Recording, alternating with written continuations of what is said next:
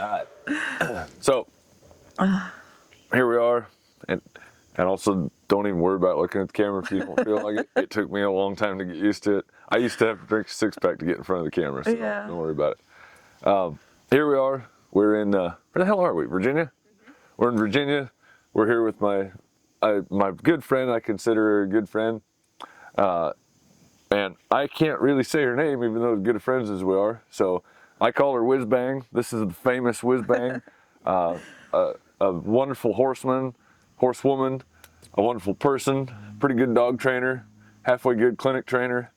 And we're going to talk about horsemanship and your business and this and that. But since I can't ever say it right, please go ahead and introduce yourself with your full name.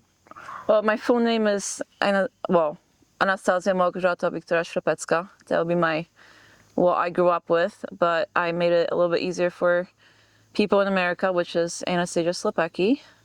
Slepecki? How do we get Slepecki out of that? I have no idea. That's how everyone said it at first, and just became that thing. Okay. Yeah. Well, let's talk about the at first part, because I tend to forget that just because I know something doesn't mean everybody else does. The at first part is that you're from Poland. I am. I grew up in Poland. Born in Poland. You came to the United States In 2007, I was just turned 15. when you were 15 years old. Yeah. And you came by yourself. Well, actually, with my father, I did. Oh, I thought you had told me that your father had stayed here. He was here, and then he came to Poland to kind of bring me over here after we lost our mom, yeah. And actually, something I never asked you, where did you come to in the States when you first moved here? New York, Rochester, New York. Rochester, New York. And your dad still lives there, right? Yep. Okay. Yep. So you came to Rochester, 15 years old. You didn't speak English. No, pretty much, hi, my name is Anastasia. That's all I could say. Right. Yeah. And so, actually, you were telling me a funny story this weekend about in high school, they 1 year of Spanish was required. Well, yeah. You get Spanish class, you didn't speak Spanish or English? They just threw me in a Spanish class. My father, actually, he dropped me off at the school 3 days after. And all I had was my dictionary and just said, see ya. So I went and sat in Spanish class, Eastern trying to Europeans. learn any English. No idea what was going on. Do you speak any Spanish now? No. They took me out. I took like 2 months maybe. But yeah, no, it was quite interesting of a change and trying to figure everything out. But right. It was. That's pretty cool though. So you finished high school here and then you went to college. I forgot where you told me you went to college. I went back to Europe and then came back and went to college. Okay, you went back to Europe and just lived there a couple of years. Oh, that's right. We talked about all that. Yeah. And then I went to SUNY Morrisville. I did 4 years of equine science and management. And got your paper. I did. And then so once you got out of college, did you go right straight to work, like interning for people? I did. For So my program required like a 6-month internship at the end to be able to graduate. And at that time, I was full on believed I wanted to be a Grand Prix show jumper. That was my background in Europe. I started off with ponies and moved up to horses. So I came to Florida and did my internship with a well-known Grand Prix rider and continued to work for Candace King, and then continued to work for her for a while, did a little bit of showing with her. I was an FEI groom, and about, I don't know, 3-4 years after that, I kind of decided to like switch more to like young horses and started working with Cliff a lot, and that kind of opened up my new side of what I wanted to do in the industry. And after going to like the big world of show jumping and hunters and stuff, it was not something I like fully believed in what was going on in there. And I just didn't I just wanted to step away from that world for a bit. And and we don't have to get too far into the morals and ethics of the industry of horse training or horse showing. Yeah. But is that what you meant by stuff you don't believe in? Just I mean between training methods and professionals, the way they treated young upcoming professionals, it was just it's a different world. Right. A little bit. Right. So from there, you kind of started to develop your own business. After you worked for a couple of trainers and different things like that, you started to develop your own business, and you're not necessarily just Western riding. You still ride hunters and jumpers. Mainly, that's actually my main clientele right now. Right. But do you ride them under flat tack, or do you ride them in a Western saddle? If I show, I'll get in an English So you saddle. still show quite a little bit. A little bit here and there if I have to. If I have a young one that it's like first showing, or one that someone's been having a hard time with at shows. Right. So I'll do a few classes or get them schooling over there and get people on, and they go show. And Right. But your main focus is the youngsters now. Yes. You don't really do a lot with like older problem horses and tuning things up. Or no, here there like I might help out someone, but it's mainly between 2 and 5, 6-year-olds. Right. And just hand them off. And People do the other stuff. I know you start some colts, but do you start most of what you ride, or are a lot of them started and then you kind of take them and progress them to the next, advance them on from there? I guess that depends. There will be times where I have just a bunch to start, and I will have them for quite a bit. And like right now, I had 4 that came in and they had a light start, and I just kind of got them more broke on their saddle, got them over fences, and they're ready to go home. Gotcha. Yeah. That's cool. Again, all of northern Florida is Ocala to me. Yeah. Northern Florida is Ocala, the middle of Florida is Okeechobee, and southern Florida is the Keys. That's just how I categorize things. So do you you don't live in Ocala proper? Yeah, I guess towards Gainesville more. Okay, Gainesville. Like it is Ocala, yeah, I guess, but. So you live in Ocala now, and you've got a pretty neat setup, or kind of a neat business model. From the sounds of it, you've got a couple of horses that you're riding at the place you're at. Yep. And then you kind of bounce around, kind of the have saddle wheel travel deal. Yeah. Let's talk about that a little bit. So I starting my own business, I really wanted to focus on trying to figure out what my program is and what my role is in this industry. And right now I focus a lot on being very hands-on, and I like to groom my horses. I like to tack up my horses, because a lot of that stuff starts, I feel like, from the ground. And especially with the youngsters, when it comes to, halter breaking, saddling, and all that stuff. Like I feel it all matters. So I do about 6 horses in training in Ocala at home. It's hard to do more by yourself. Right. And every few weeks I will go and just kind of travel a little bit and do a bunch of horses for other people out of different state.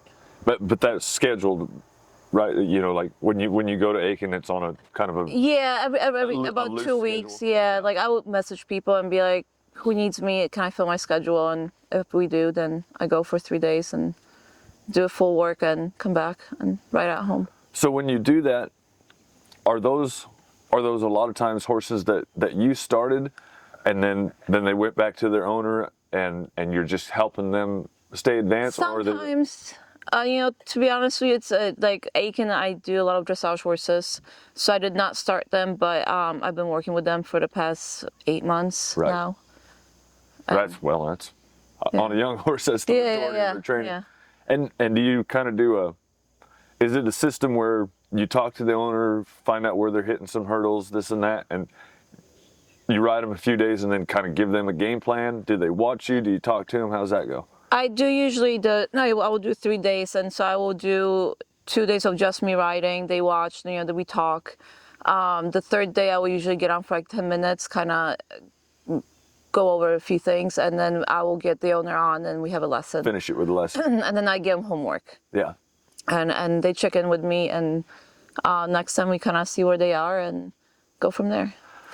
So we were talking about this actually earlier this morning in the kitchen there, that's really kind of a neat system, because you're not just advancing the horse. It's not like you've got the horse at home and you advance it, and then it goes home and the horse and rider aren't at the same spot. But then it's also not like you've got an owner coming and taking lessons, and you you advance them and then send them home to ride a baby. And so it's a pretty neat system where you can kind of keep everybody at the same level, and they can go home and do their homework, and they can do the grunt work, and then you can come back in, put a little more shine on it, make yourself look like a hero. Yeah. No, I've been enjoying doing that over there, and it's kind of neat what you're saying, that they do a lot of work. I give them homework. Yeah. I do a lot of it, and then I just kind of come in and put a few rides on and get to do the fun part. Yeah, that's neat. So let's talk about tell me about some of your goals in the future, in the rest of your career. Get married, make babies. To be honest with you, I feel like in the past few years, my I overall went since I started with horses, like my goals have changed so much. I don't really know where I'm going, like where I want to fully end up. I like the versatility of what I get to do between English and Western, and working with young horses. I mean, I think that's something that I want to continue doing. I love to do, like, having my own business. I would like to get to a point where I can have interns, because I enjoy teaching. I love that part of it as well. But I always say I just like to ride horses. Right. And that's I just every day. That's kind of my life. Well, that's sort of the life we're all in. Tell me a little bit about your whether I'll phrase this in 2 or 3 different ways, and you can kind of take whichever one you want. Tell me a little bit about either your training theory or your method or your program or something like that. Just like talk me through what you're doing with any given horse at any given time. How I Well, let me simplify this. Let's take your Spanish horse that you've been riding this weekend. Okay. So, she's a little touchy-feely. She's a little odd about having people around her. She's a little defensive, and by people, I traffic other horses and this and that. She's sweet to people. Do you have a plan yet for where she's going to go? Have you ridden her enough to even? I've been riding her for about 2 months. Every time I go to Aiken, I ride for 3 days. I guess with that mare, it's been just getting her, treating her like a horse. I mean, getting her out on the trail, riding her, and not really thinking about all the emotional stuff with her. Right. And trying to give her confidence. I'm supposed to have the mare on full time at some point, which I think that's gonna help me more with what I want for the future with her and figuring it out. What do you have in mind for the future for her? Or again, have you ridden her enough to really? The goal with her would be, getting her in the working equitation shows and some of the ranch stuff. She's a very nice, touchy-feely mare where I think that this is going to be something very interesting for her and keeping her mind busy and working. So I think that's something that she can be successful at. I think the working equitation on the Western side, because I don't know anything about the English side, but the working equitation, some of those ranch classes, is that what? Yeah, ranch riding. That's getting really popular nowadays. She could do all that, I think, and I think that would be a lot of fun. Someplace she could really excel. And we learned yesterday she'd make a cow horse if we asked her to. She would. Ocala's been getting actually pretty big with the ranch stuff. So there's plenty of different shows where we can, and I actually did that last year. I had a few nice quarter horses that I got to show, and I went to Pinto World with one, which was a fun, first time experience to go take one that you worked with for a while. You won at Pinto World? No, I did not know. We placed pretty good. I just went with one for the ranch riding. Yeah. Wow, I didn't know that. Yeah. Cool. But I think that that would be fun to do, Yeah. ranch stuff with her. And same my mare. Like I would like to get Olive Yeah. and just doing that stuff. Well, and like, you know, we were kind of talking about that yesterday, that Olive finally came to the party where Yeah. it's time she's finally going, okay, I can handle all Yeah. this pressure. Yeah. And I think she's really Yeah, she's game. She's game to go and be a horse. So she's been doing awesome. It's cool to feel that horse under you and Right. being able to be like, oh well, we can do this now and we're ready for more. Let's talk about that for a minute. And we kind of, over the weekend, we sort of touched base on this, but we never really got a chance to really talk about it. So Olive's a horse you've had around for a couple of years. She's yours. You've advanced her, got to do some things with her, but then here recently you gave her a break. You were just busy, and Yeah. it's always our own horse. Yeah, Get the back break. burner. Yeah. But then you came here. She kind of got one ride to warm up, and then we went fox hunting. Yeah. Which is for anybody watching. I guess was it your first fox hunt? Yeah. It was my first fox hunt, and I guess it was kind of for fox hunts was a little unusual in the fact that there was like over 100 riders in the field. It was pretty high stress emotionally for me. For a lot of horses, it could have been.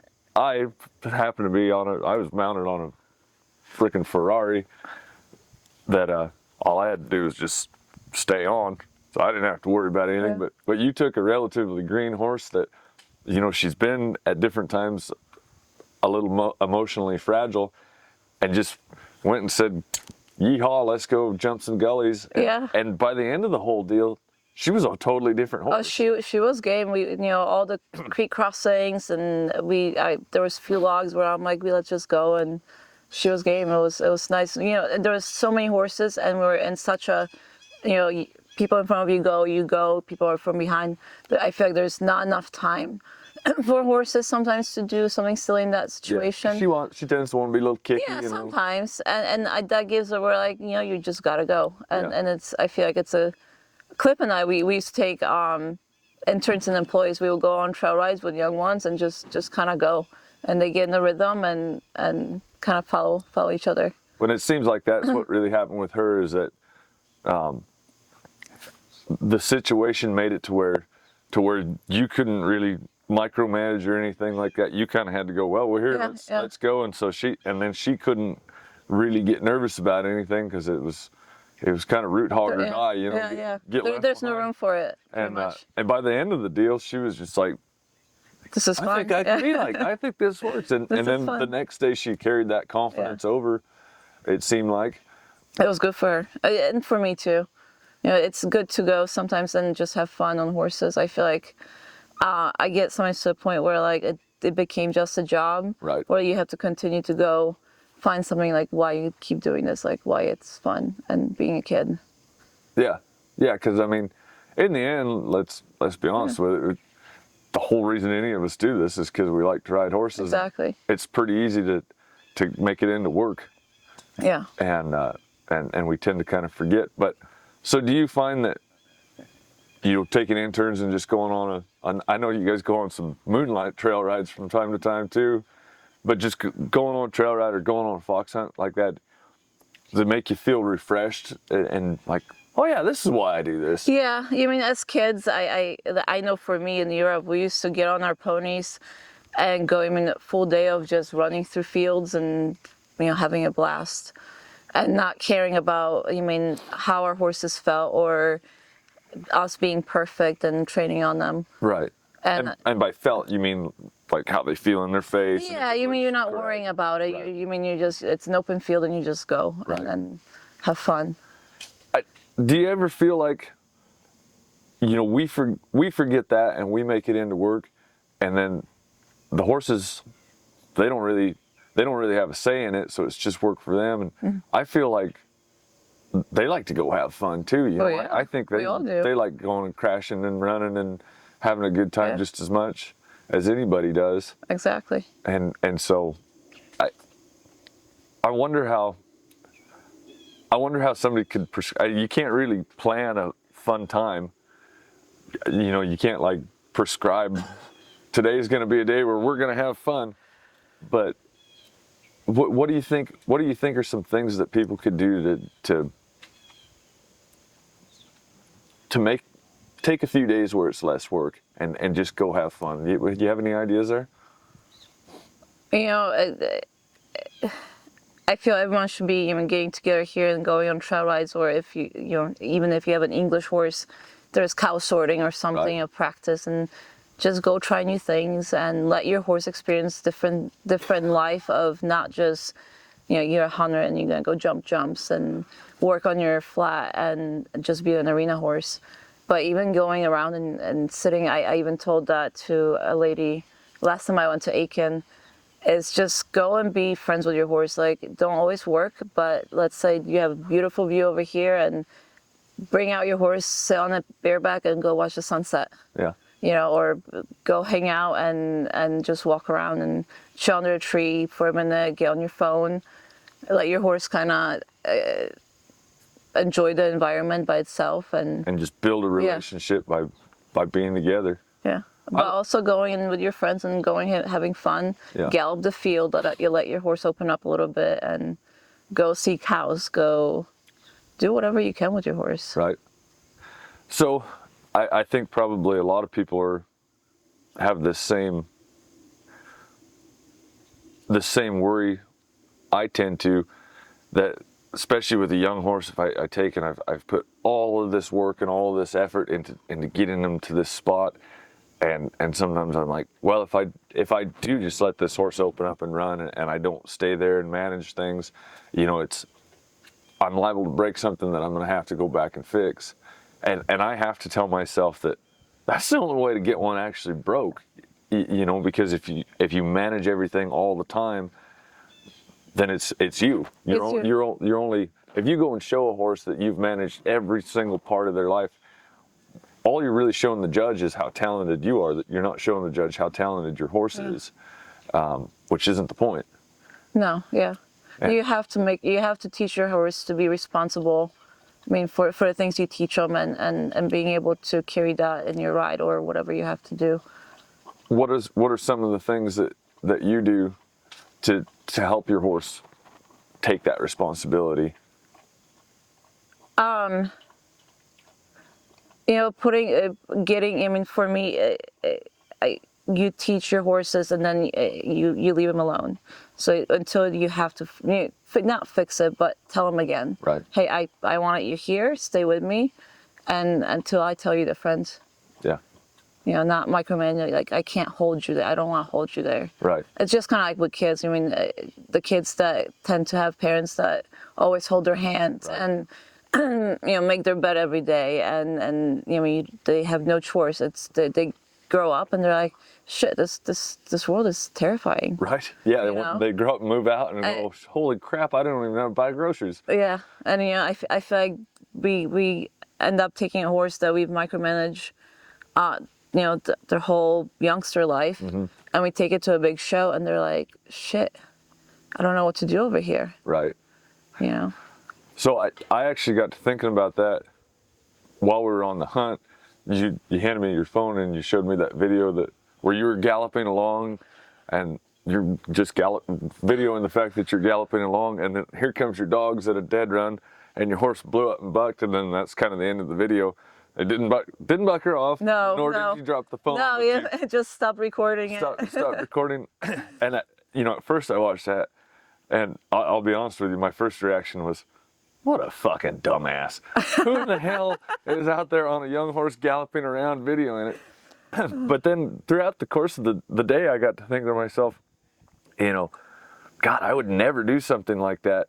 And partially I would never do something like that because I don't carry a phone, and I don't know how to record anything on it. But also partially, like, I would have all the what ifs in my head. Yeah. That to be honest with you, and I was riding probably the brokest horse in the field that day. I feel uncomfortable. I felt uncomfortable watching the phone. We were just standing there. I feel uncomfortable losing focus for a split second on a broke horse. So, like, how do you do that? To be honest with you, it's just me. I mean, I have half of the hunt recorded on my phone. Do you really? Yeah, You crazy we were galloping on Olive. I was galloping on Olive. I was recording everything. Wow.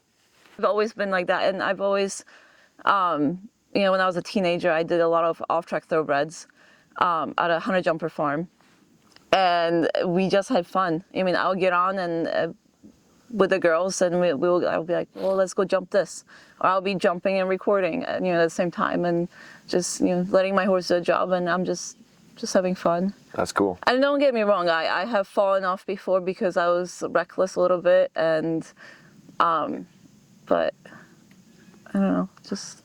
Do you think by being kind of reckless and just going and having fun like that, that it makes those horses step up their game and say, I guess I think gotta, so, because I mean, I have take care of part of this. Yeah, I mean, I feel like even with humans, when we give them a job and don't micromanage them, they're like, I got this. Yeah. You know, I know what to do. And you know, as long as you have good leadership and understanding and communication with them, I mean, they had that. You gotta make them, I mean, feel important. Okay.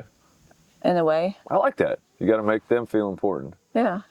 And even just like with when we work with someone, you want to feel important, like they need you. Right. Right. So like we give them a job or like, hey, let's just go have fun, stay under me. And I mean, I feel like if you're in your part of being centered on a horse and, you know, you're galloping, if something happens and, you know, you're going forward. Yeah. You know, it's until you start tightening up. Until you start not going forward. Yeah, exactly. And you tighten up and then shit, you know, gets loose.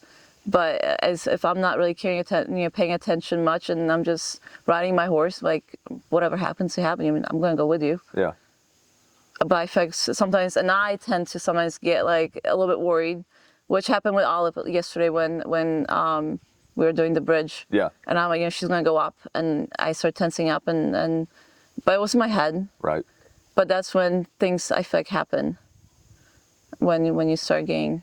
Oh, for sure. You know, expecting. Yeah, the what ifs. Yeah, what ifs. I know in my horsemanship, and probably in all the rest of my life too, but I don't actually pay attention the rest of my life. But I know in my horsemanship that sometimes I think I'm at a bit of a disadvantage because I've been in so many wrecks and bad situations, and I've seen so many deals like that. I think I was saying that this weekend that like I look at a deal and it's like the Matrix. Like I can see every possible bad outcome. Yeah. And so I have a really hard time not focusing on those things.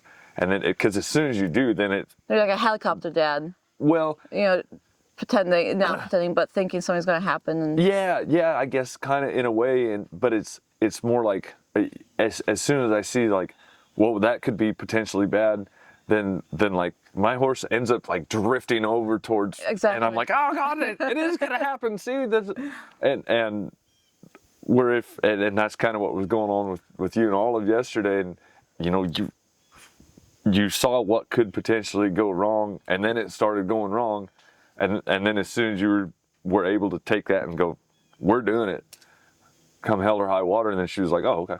Yeah. I think I know that's one of the challenges I face is being able to just go, these are things that need done. And you know, I think that sometimes we also get stuck with what happened last ride. Right. And you know, this is something I talk to my clients a lot, because a lot of the times, you know, I go ride their horses, and it's not like they end up doing something really bad that, I mean, happened the day before or last week. And people tend to keep that in their mind and expecting something to happen. Right. And that's when I mean, you have to kind of let go, and it's a new day, it's a new ride, and I think that we'll just stay simple with that. Like, you know, yesterday something bad happened. Horse got frazzled, rider got frazzled, maybe even something as bad as the rider fell off, and so then the next day the rider's defensive about that kind of stuff, and the horse will be too. But I find with horses that if we're able to just forget about what happened yesterday and just ignore it and kind of pretend, kind of pretend it didn't happen. It's like the you know, hey honey, I know I came home drunk and said some bad things last night, but can we just pretend that didn't happen and go on? It seems like if you can do that with horses, they're so forgiving. They're like, yeah, we can go on, we can press on. Yeah. I mean, they don't want us to hold grudges against them. Right, and It's just for us. I mean, if we're scared about what happened yesterday, they feel like we're holding a grudge against them over it, don't exactly. they? Yeah. That's an interesting way to think of that. I'd never thought of it that way. Yeah, you mean, and it's just even like when you do like first rides with babies, out of the round pen. Like that's actually one of my favorite parts. The first rides, out in the open or in an arena, you can't really think about that you're riding, a young horse that something can happen. Just kind of gotta go like, yeah, we got this. Right. We've done this before. And, yeah, even if they haven't. Yeah, even if they haven't, yeah. I kind of, one of the things I do with those young horses is I have to remind myself that just because this horse hasn't done this before, I've done this a bunch. Yeah. And I can tell this horse that they've done it before, and they'll believe me. Yeah. And they don't know they don't know about the wreck we can get in. If I'll ignore it, then they won't even ever know about it. Yeah, and even if you are a little bit worried, you just gotta fake it till you make it. You can't let them feel that you're uncomfortable or that something might happen. Right. Let's talk about those first ride horses, because you do start some colts. I know you've done a couple of colt starting competitions with some pretty good success. You did the Mustang makeover one time, just once. Once, yeah. It was in Ocala, so we were just like, let's go do it. Oh. Yeah, it was home, so it was kind of easy to we were busy with work and stuff, but it was at home, so it was kind of like an extra training horse, and just it wasn't far to go, but it was yeah. Well, tell me about that. We'll start with Mustang makeover, and then we'll kind of talk about some of the other stuff. Mustang makeover. I could tell you. Lots of tears, trying to give up and getting, picking myself back up in the round pen and being like, I gotta figure this out. But that was definitely an experience that made me really get tough. Really? Because it made me want to give up in quite a ways. But I had a tough one. He was very, very flighty, and I tend to end up with horses like that are very scared. And I didn't ride him until it was 21 days before the competition. You get 100 days. Right. So I got 21 days till the competition, and I finally got on him. He was just that tough to be around? Yeah, no, he was. And at that point, was it kind of like, shit, I gotta either get on him or give up? Pretty much. And I also didn't even, I probably done things that I should have, the first time I got on him, I was by myself. Great idea. A great idea. And I just walked around and bending him around. I was on him for maybe 10 minutes, 15 minutes. It was actually pretty long. I put my phone in the round pen on a thing to like record. So that way someone could, we'd have evidence of how you died. Yeah. And then I just got to riding him twice a day, and just again, after that first ride, maybe not the first one, not the walking, but once I got my first walk track canter, the second day, I'm like, you broke horse. Right. The third day I rode him out in the arena. Fourth day I took him down the road. Wow. And 21 days later I took him to the pavilion, livestock pavilion in Ocala, and we went to show, and he surprised me. Yeah. And he got sold to a girl that rides him all over Florida now. Really? Has gone on and had a career? Yeah, she does obstacles with him, goes swimming with him, everything. Wow, that's cool. And he was, and he jumped too. Like I for my freestyle, if I was going to get into the finals, I was just going to jump him. He would jump whatever he put in front of him. Did you make the finals on him? No, I was 11th, top 10 made it, and we missed. Still though, to miss the finals by one on a horse with less than 30 rides on it, you kind of got to go. Yeah. I mean, it was. He made me proud. So do you think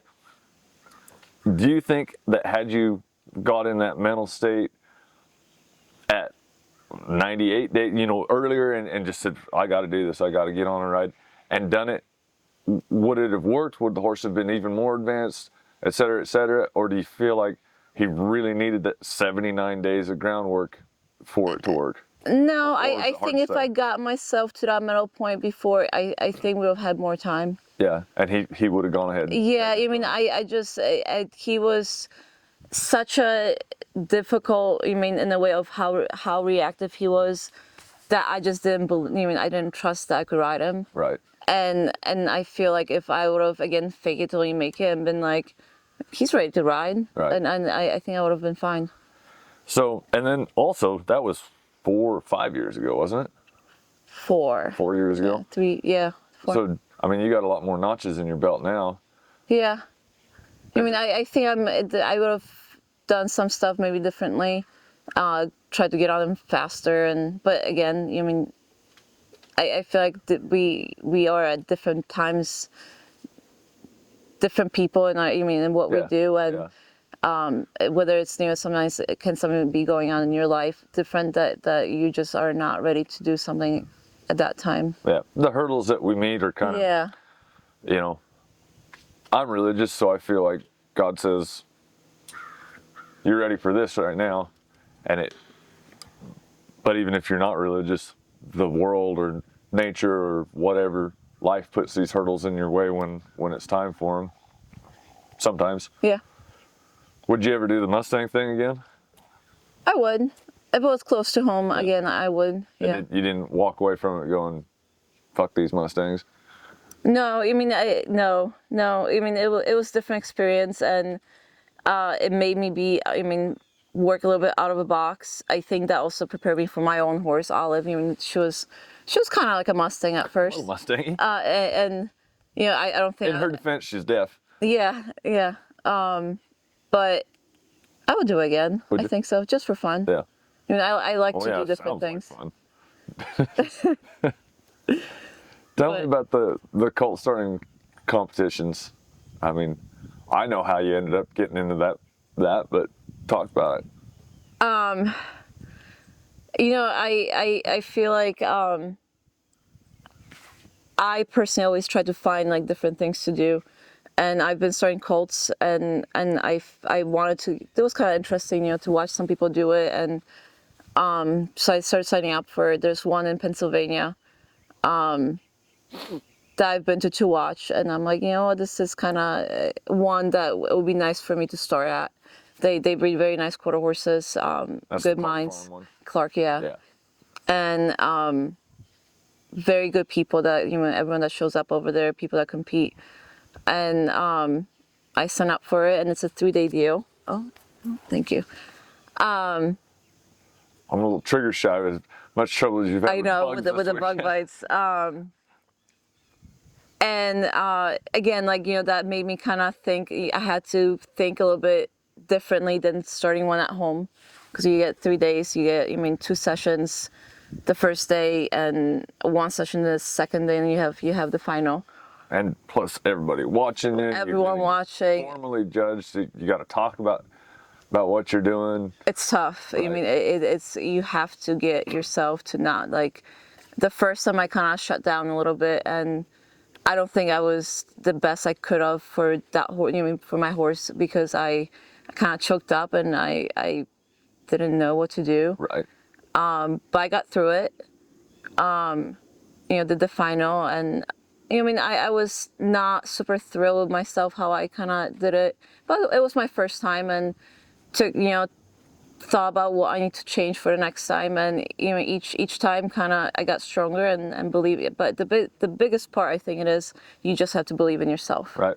You got to go there, you trust yourself, trust that you can get that horse in the best spot, by the end of it.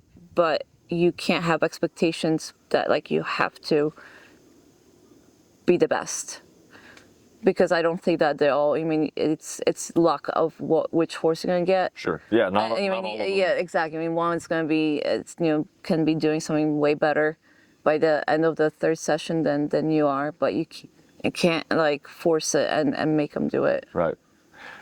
Well, so I want to talk about, or just kind of hit a couple points and then have you talk about it. The colt starting competitions, I've never done one, and there's a variety of reasons why I've never done one, but one of the things I see about them, as many colts as I've started, thousands and thousands and thousands of them, I could probably do the talk about what I'm doing while I'm doing it thing now, but 5 years ago, there's no possible way I could be in an arena full of people and explain what I was doing. I feel like I don't think I would have ever gotten choked up and not been able to do my job. I'd still would have been able to start the colt, but the talking part I would. That's the hard part. I'm still working on that part. Yeah. I think it would still be hard for me too. And then the other thing I see in the competitions, and this is maybe something you could talk about, is what you just said, that you try to do the best for that colt and try to get them as good as you can in 3 days, but you have to accept the fact that you're going to get what you can get. One of the reasons I've never done one, and probably won't ever do one, is I've always been afraid. I'm so competitive that I've always been afraid that I would not do the best for the horse. I wouldn't keep the horse's best interest in mind. I would go for the win. Yeah. You know, I would say, I want that gold buckle. If the horse gets, I can really fake a horse through a lot of stuff and make a lot of stuff look like it's happening when it's really not, or vice versa. I've always been afraid if I did one that you always run the risk, even if you're not at a competition, when you start a colt, you run the risk of ruining it those first couple of days. And I think I'd sacrifice the horse for the win. Was that something that ever went through your mind? I think that so part of like what I do in the industry is taking young horses to horse shows. And as much as I used to be competitive when I was, a swimmer, when I used to be a competitive swimmer, but that was just me, right? My results were only up to me. Right. And with horses, I feel like, you have a team. Yeah. And with youngsters, I don't really go there with expecting we're gonna win. Right. Because I can't have expectation. My expectation is for that youngster to have good experience. Right, because they don't know. Because they don't know the difference between a blue ribbon and a. Exactly, and I mean that's for the future. My part is to get those horses having fun, doing what they're supposed to be doing. And that's a win. And that's a win for me. To have that horse go home back to his stall and go, "That was a good day." Exactly. I mean, it's with the babies. It's not like I'm going like we gotta win. We gotta go and be perfect. Right. So with the colt starting competitions, you kind of took it the same way. Exactly. The win will be having a good started colt at the end, and if I actually win on top of it, then that's icing on the cake. Exactly. Yeah. That's a good way to think of it. What are some of the things you said? The talking about what you were doing was a challenge. It's still a challenge. Yeah. How's that gone? What are some of the things? Teaching a lot of lessons, has that helped you a bunch? Learning to speak English has got to help a little bit. For me overall, it was hard to talk. It was hard to. So what? Go ahead. It was hard to talk when I first moved to America. Like that's been always my hard part, is speaking in front of people, having the accent, or I say things that are funny, or in funny ways, and it makes me embarrassed. So I think that's the toughest part, and I just had to get myself, you're gonna have to go and talk in front of people. Yeah. And as dumb as you might sound sometimes, it will be better next time, maybe. Right. But. Well, I mean, doing these clinics, there's a lot of times I've got to give myself the same, and English is my first language, but I got to give myself the same pep talk. Like, Brett, you're liable to say something really stupid, and just roll with it. Just roll with it. Yeah. One of the things I've learned is to just, it's kind of like with the horses in front of these people. If I say something that I know was really stupid, as long as I don't tell anybody how stupid it was, and I just keep fake it till you make it. Yeah.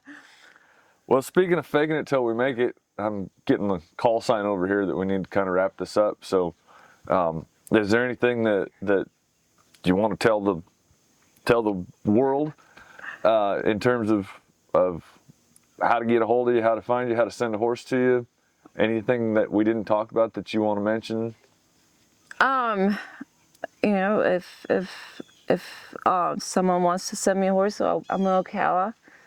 I travel a little bit. Do you have a website? Do you?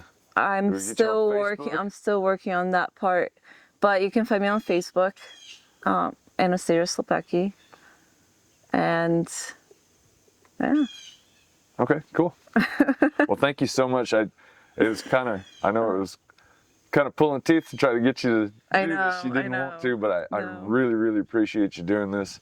I've been wanting to sit down and get you in front of the camera for over a year now, and and not just take pictures of your feet. But that's a I maybe shouldn't have said that. But no, I've been wanting to sit down and talk to you for a while now, and so I appreciate you doing this for me. I thank you a bunch. You're welcome. And just to end this is on a personal note. It's been so good. It's been a great weekend. It's been so good to see you again, and you know, I always have fun hanging out and talking with you after the clinics and before the clinics and this and that. But this is totally between you and me. In the time that I've known you, you've become so much more confident in what you're doing, and it shows in your horses.